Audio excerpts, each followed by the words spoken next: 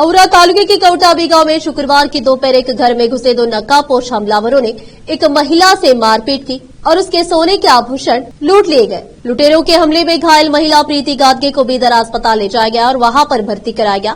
यह घटना कौटाबी गांव के अपाराव गादगे के घर में हुई और नकाबपोशों ने रुपए भी चुराए और 16 लाख कीमत के 20 तोले के सोने के आभूषण भी चोरी करके ले गए। महिला को घर में अकेला देखकर दो नकाबपोश लोग घर में घुस आए थे और महिला को धमकाकर पैसे चुरा ले गए।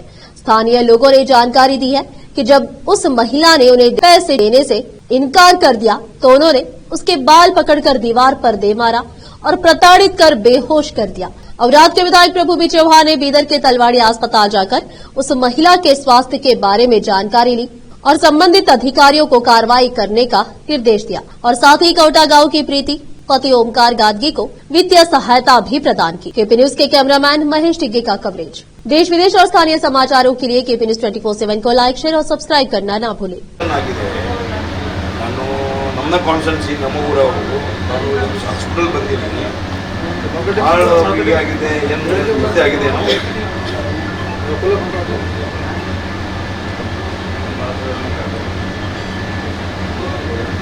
ಥೋಡಾ CPIಗೆ ಫೀಸಾಗಿ ಥೋಡಾ ಸವಕಾಶ ಮಾಡಿರಿ, ಯಾಕಂದರೆ ಭಾಳ ಆಗ್ತಾ ಇದೆ. ನಾವು ಭೂಮಿ ಈ ಕಳ್ತನ ಆಗ್ತಾ ಇದೆ, ಬಾಯಿ ಕಳ್ತನ ಆಗ್ತಾ ಇದೆ. ಅವರು ಹೆಣ್ಮಕ್ಳು ಭಾಳ ಹಾಸ್ಪಿಟಲ್ ಬಂದಿನಿ ನಮ್ಮ ಕಾರ್ಯಕರ್ತಾವ ಭಾಳ ಅವ್ರಿಗೆ ಆಗಿದೆ, ತೊಂದರೆ ಆಗಿದೆ, ಮಾತಾಡೋಕೆ ಬರ್ತಾ ಇಲ್ಲ.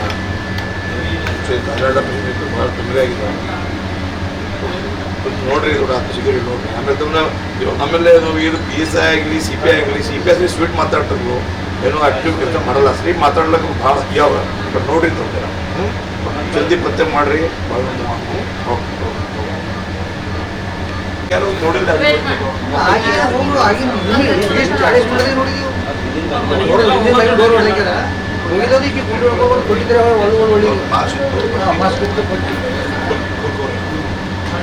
ಚೀರ ನೋಡಿಲ್ಲ.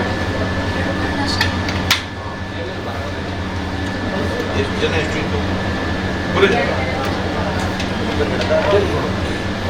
ಜೈನ್ ಸಂಪರ್ಕ ಇಂಟರ್ವ್ಯೂಗೆ 10 ನಿಮಿಷದ ಹೊರಗೆ ಡಿಸಿ ಬ್ಯಾಂಕ್ ತಂದಿರ